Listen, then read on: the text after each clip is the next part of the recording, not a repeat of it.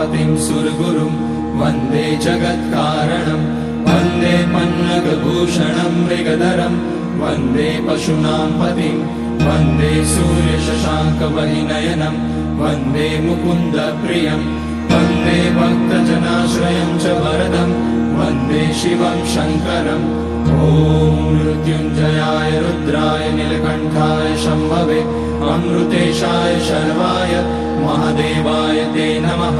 नमस्तेऽस्तु भगवन् विश्वेश्वराय महादेवाय त्र्यम्बकाय त्रिपुरान्तकाय त्रिकाग्निकालाय कालाग्निरुद्राय नीलकण्ठाय मृत्युञ्जयाय सर्वेश्वराय सदाशिवाय श्रीमान् महादेवाय नमः।